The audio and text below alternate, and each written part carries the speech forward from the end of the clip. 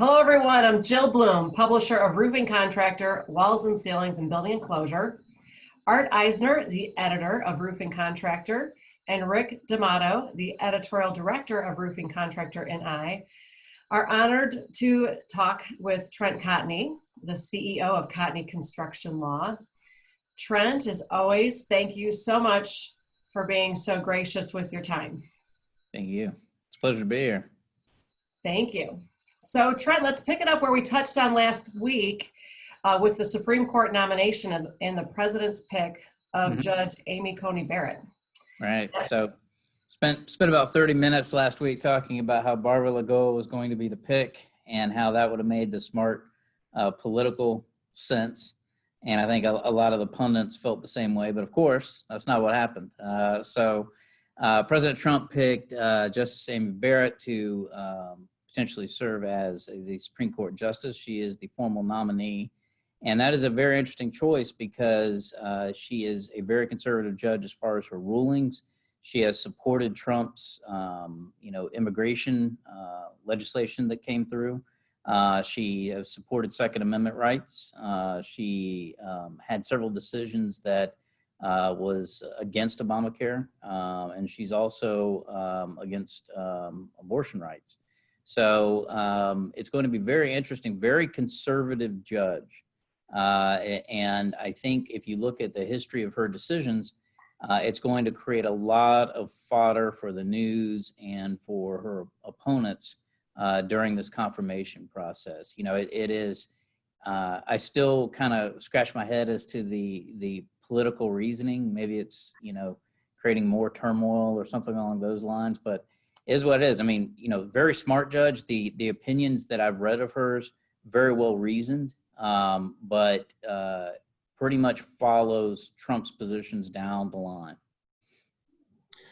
So Trent, I bet you expect a kind of knockdown, drag-out confirmation process. And if she is ultimately confirmed, can you kind of sum it up? Is this a good choice for business? I think so. To answer the first part of your question, absolutely. It is going to be all-out war. And the reason I say that is she's about as polar opposite of Ruth Bader Ginsburg as you can get. Just complete opposite ends of the spectrum. So, I do anticipate there's going to be a lot of pushback. There's going to be a lot of fight.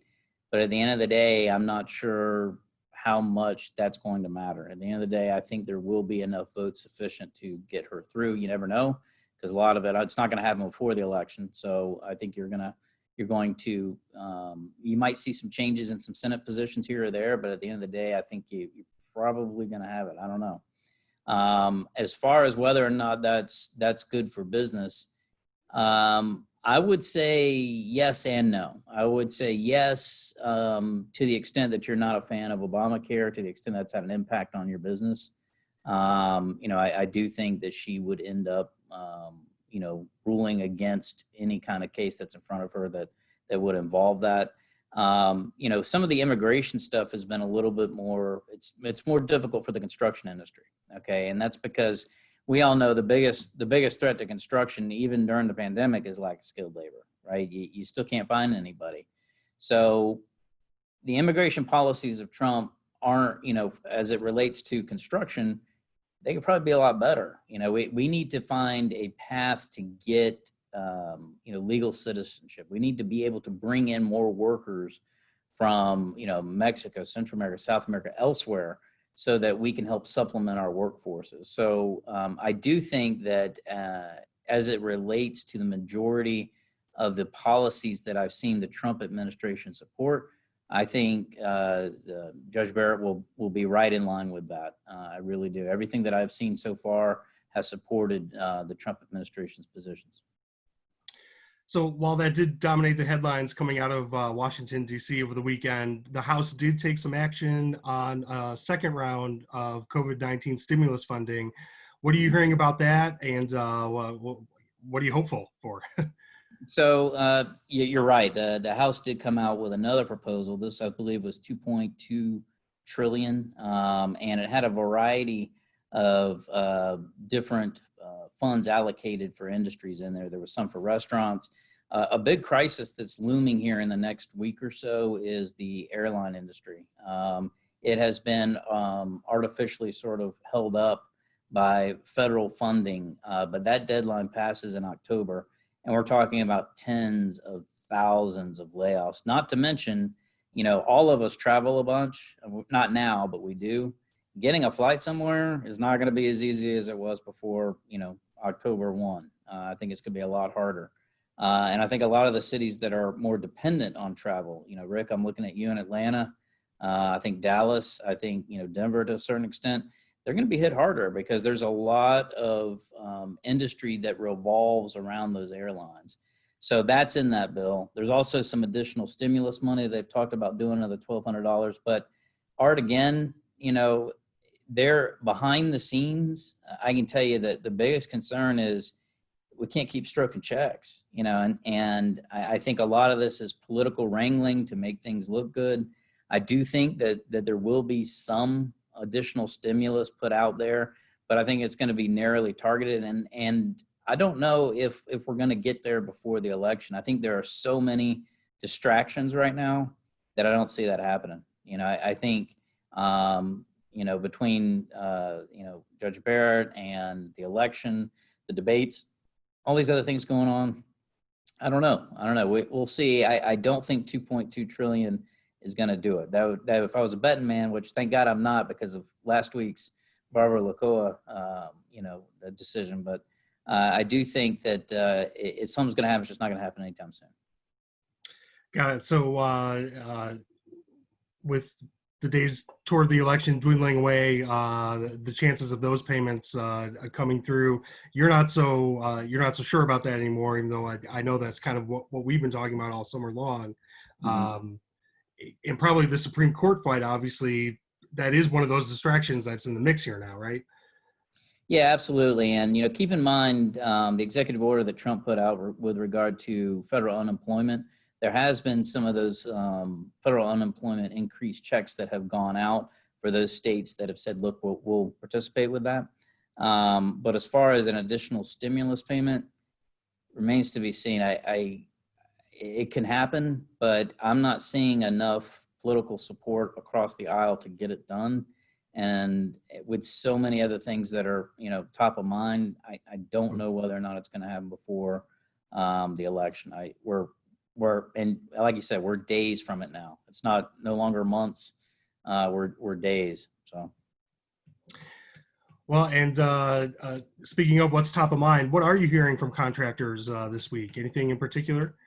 Yeah, while I have seen some construction softening in residential and in commercial, in the roofing industry and elsewhere, what's interesting is there's always pockets that are booming. We review a lot of construction contracts, right? I don't know how many we review in a week, but it's dozens and dozens and dozens. So a lot of the construction contracts that we've gotten recently have been federal work or healthcare construction. Okay, most ground up construction is dead, right? I haven't seen a lot of, hey, let's build this huge private complex. That hasn't been popping up recently, but we have seen a lot of healthcare type facilities. And I think a lot of that is to address some of the shortages that were identified during COVID-19.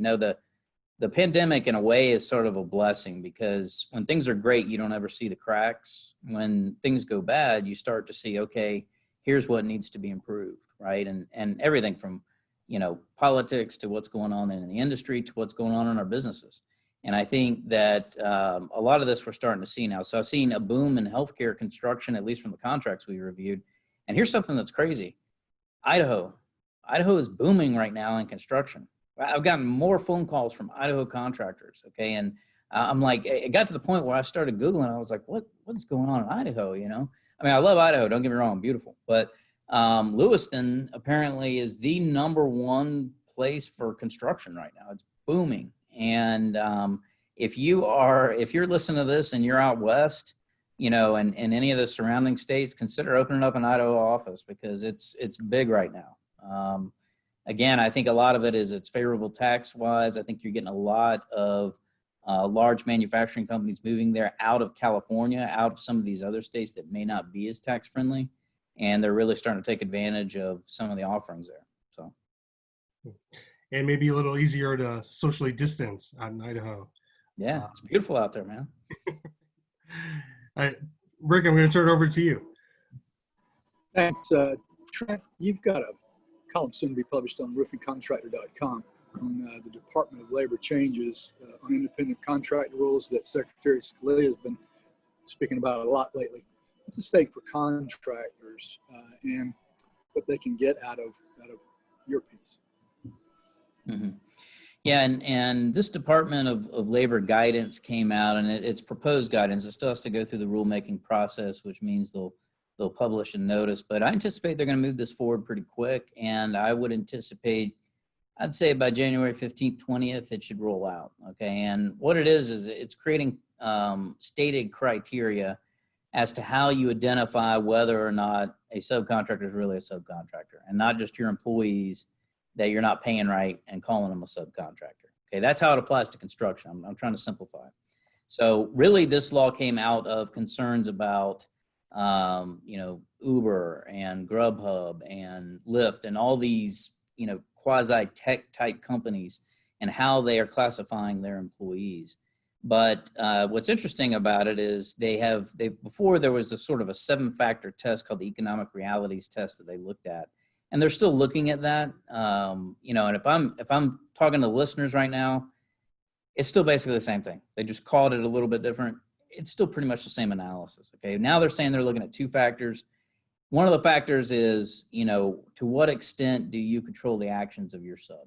Okay, if you're controlling the means and methods of construction, what they do on a day in and day, every day. If you are giving them your safety gear, if they don't do independent marketing, if they don't do if they've only worked for you, okay, those are great examples that would kind of fit that first prong. The second prong is their profit or loss dependent on their independent success or dependent on your success, okay? And then what the DOL has said is we're going to look at there's 3 other factors that we're going to kind of look at.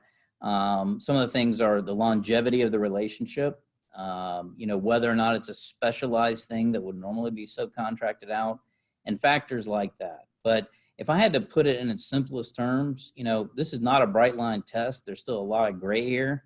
And I always say, look, if it walks like a duck and it talks like a duck, it's a duck. It doesn't matter what you call it, and the DOL's even said in this guidance, they said, look, I don't care about your contracts. I don't care what you call it. At the end of the day, I'm looking at the custom of trade between these 2 parties. What are they doing on a daily basis? So it's something that this directly affects the construction industry because a large portion of our industry is subcontract labor. True, and even in the specialty contractor arena, we haven't always been this way, but roof contractors are very much acting in the role of general contractors using subcontract labor. Now, right. These rules have been around for a long time, and there's always been a distinction. The government's always made distinctions between employees and independent contractors. Do you have a sense there's going to be some additional enforcement? That's where the rubber meets the road. Mm-hmm. So what's interesting is that in this DOL guidance, they've said, look, this only applies to the DOL. It doesn't apply to the IRS. It doesn't apply to state agencies that may have their own independent rules about how to look at something for somebody like workers' comp, for example. But really, it doesn't matter what you call it. At the end of the day, it's the same kind of thing. So I would anticipate that it falls politically, okay? And I'll give you an example. Florida, for example, Governor DeSantis has said, has pushed forward deregulation, okay? Wants to deregulate as much as possible, okay? If you have a political administration that is for deregulation, okay, ultimately you've got what I call, what a lot of people call the deep state. So even though, the Trump administration, for example, may say, we're going to lay off some of these regulations, we believe it's bad, the rank and file is still the same exact people that have been there in that job for 40 years, okay? And getting that message to trickle down to the local area office, very, very difficult. Okay, very, very difficult. And it takes time in order for that to happen. So a lot of the change that we've seen, it's had to happen at the very top because it doesn't happen at the bottom. that often. And I think that to answer your, I'm getting close to answering your question, Rick. To answer your question, I do think that what they are trying to do is hone in on how they can enforce it. I think there will continue to be enforcement. I don't know how rampant it is, and I think a lot of that depends on the administration. Okay, both, regardless of whether we're talking about the Department of Labor on a federal level or on a state level. It's interesting. I appreciate your comments, and let's keep an eye on that one for sure. Mm-hmm. Let's take a little pivot here and go out west to the western states where they're having all these horrendous fires, and I know this only impacts that part of our listenership, but it impacts everybody. I have a family member out there that just lost everything, and it's really some tough going. But for contractors who work outside, we've been reading some stories about job sites being shut down, potential liability for contractors over smoke concerns. What do contractors do, and what should roofing contractors, who are always working outside, do to protect themselves from liability? So, Rick, I'm glad you mentioned that. And, first, my heart really goes out to everybody that's out there. I've got a lot of friends out west. Obviously, I serve with as general counsel for Western States. So I've met some tremendous contractors out there and communicate with them on almost a daily basis. And it's been tough. It's hard for me to see because I love the West. I go out there probably, pre-COVID, I was out there 15, 20 times a year doing something. So it's difficult for me to see. And I think if I'm giving guidance to the listeners, what I would say is twofold. The first thing that you want to do is you want to be careful with your contracts. We're always talking about force majeure and acts of God as it relates to pandemic. Well, guess what? Okay, you got wildfires. That's an act of God. Okay, but you want to consider spelling stuff like that out. Anytime that you can get more specific in a contract, in addition to having the general stuff in there, the better. Okay, things that account for delays. You need to make sure that you've got that. If you're on a commercial job and you've got a delay that's been shut down because of wildfires, you want to make sure you're getting your request for extension of time in. Okay, don't forget that. A lot of contractors just look for the money; they never look for the time. That time can save you at the end of the job. Okay. Now on the safety side, Rick, one of the things that I'm most concerned about is the air quality. Okay. The AQI is the air quality index. There are a lot of apps that will tell you exactly what it is.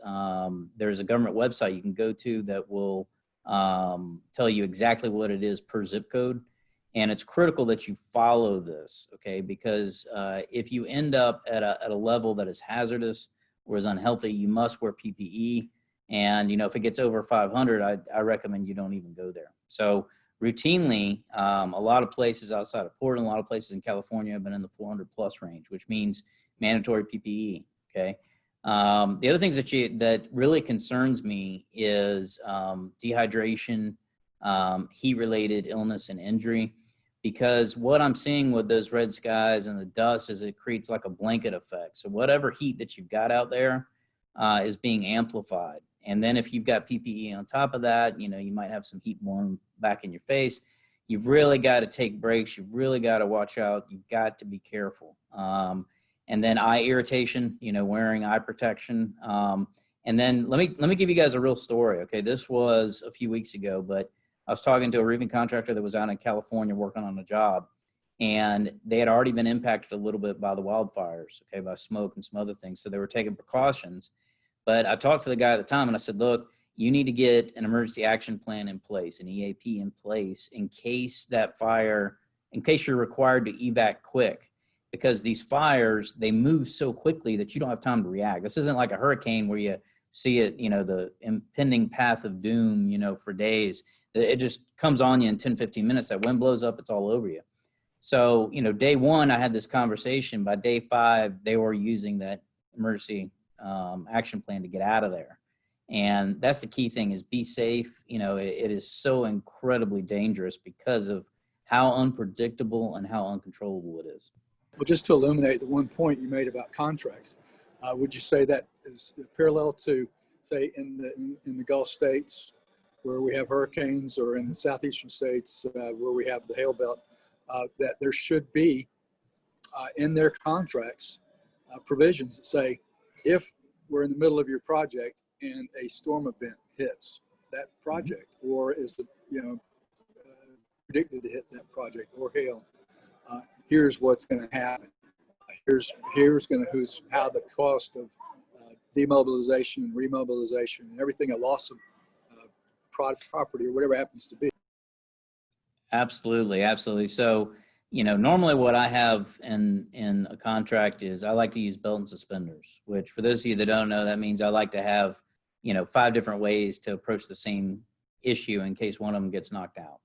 So you start with an act of God provision, or what's force majeure is a fancy legal language for it. But the idea behind that is that if there's something that's preventing you from performing, regardless of whether it's war or terrorism or strikes or fire or hurricanes or COVID, any of those types of things, then that excuses your performance and you can't be penalized for it, okay? Then you tie that into a delay provision that says, look, in the event that something like this happens, I'm entitled to additional time to complete this project. Okay? It's especially important on commercial where you have more set deadlines. Okay, a lot of times in residential, you don't have that.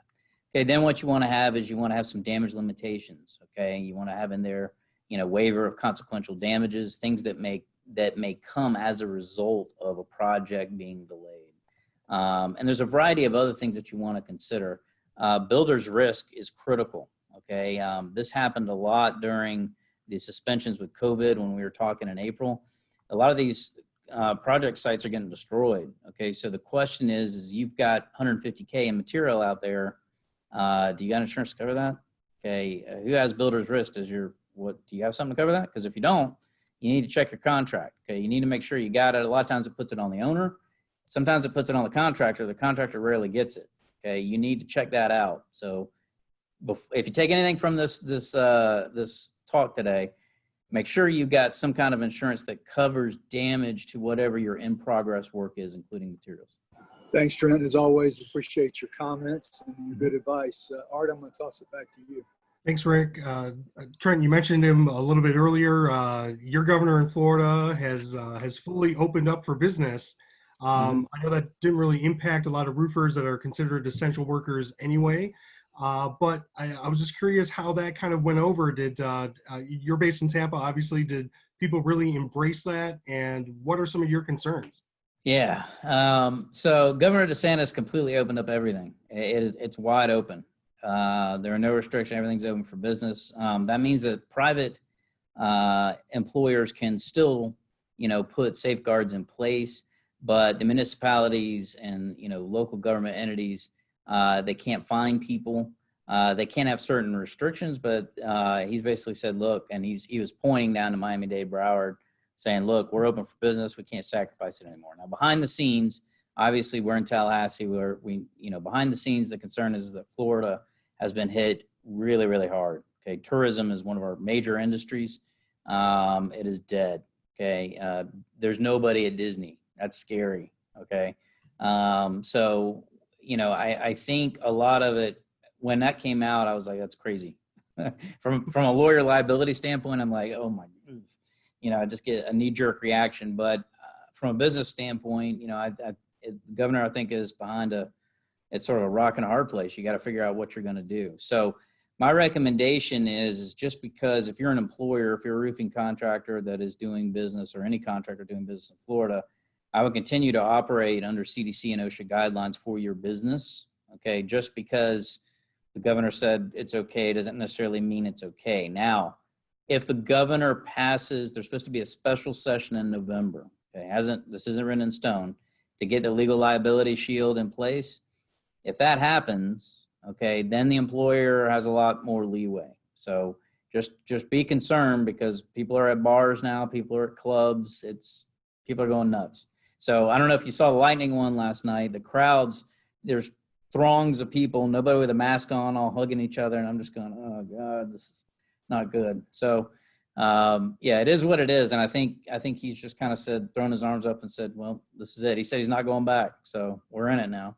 Right. Well, and congratulations on winning that Stanley Cup. I did see those images too, and I think if there's anything to prepare your roofing contractors out there in Florida, you do expect perhaps they should see a surge, or expect a surge, and hopefully the testing capabilities and everything are up to snuff, right? Yeah, it's interesting. The governor even scaled back some of the testing facilities. So I think I think the idea there is if you don't test and you don't know, then it's not a problem, right? So we do have our FRSA's, Florida's Association's meetings this week, and I'm sure that'll be a topic of discussion. But yeah, never a dull moment in Florida. Right. We'll keep an eye on it. Anything else on your mind? What's interesting is, and Jill, you might appreciate this, Michigan OSHA has really stepped up its enforcement. They cited, I think, 12 construction companies in the last few weeks for COVID-19 violations.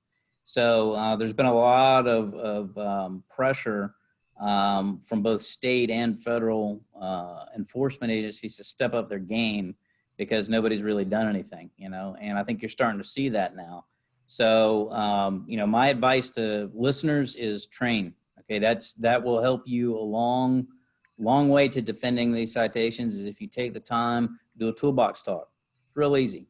Just do a toolbox talk about what precautions are. That at least gives you a fighting chance. Okay, and just recognize that a lot of the investigating officers, they may be confused about what the current CDC guidelines are because they change a lot. And just be aware that you might have some defenses there.